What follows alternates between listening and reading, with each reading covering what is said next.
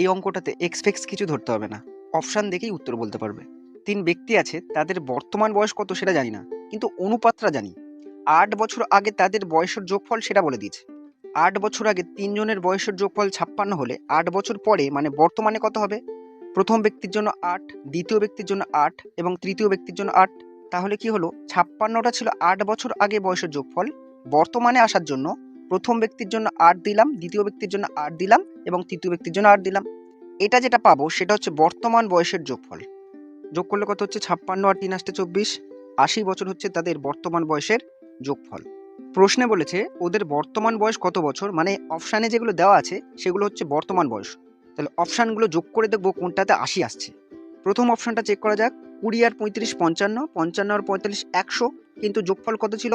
80 ছিল, মানে প্রথম অপশানটা হলো না। অপশান বিতে আসি।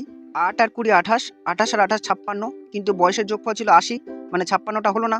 অপশান সিতে আসি। 16 আর 28 44, 44 আর 36 80। আমাদের হিসাব অনুযায়ী বর্তমান বয়সের যোগফল ছিল 80, মানে অপশান সিটা হচ্ছে সঠিক উত্তর। যদিও অপশান ডিটা চেক করার দরকার নেই, তাও যোগ করে নিতে পারো।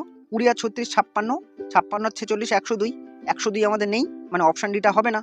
কিন্তু যদি মনে করো এই অনুপাত যেগুলো দেওয়া আছে বর্তমান বয়সের অনুপাত, এটা ইউজ করে অঙ্কটা করতে চাও, তাহলে কিভাবে করবে? বর্তমান বয়সের অনুপাত কি ছিল? 4:7:9। 4 সাথে 11, 11 9 20, এই 20টা হচ্ছে বর্তমান বয়সের সমষ্টি, যেটা কিনা আমরা বার করেছি। তাহলে 20 ইউনিটটা সমতুল্য 80 বছরের সঙ্গে। 20 ইউনিট যদি 80 বছর হয়, তাহলে 1 ইউনিট কত হবে? 80/20। 20কে 80 দিয়ে কাটলে 4 কুড়ি 80, মানে 1 ইউনিট সমান 4 বছর। প্রথম ব্যক্তির বর্তমান বয়স 4 ইউনিট হলে 1 ইউনিট 4 বছর, 4 ইউনিট কত হবে? 16 বছর। দ্বিতীয় ব্যক্তির 7 ইউনিট, 1 ইউনিট 4, 7 ইউনিট হচ্ছে 28, 4 7 28। তৃতীয় ব্যক্তির 9 ইউনিট, 1 ইউনিট 4 বছর, 9 ইউনিট 4 9 36 বছর। অপশান সিটা খেয়াল করে দেখো, 16 28 36।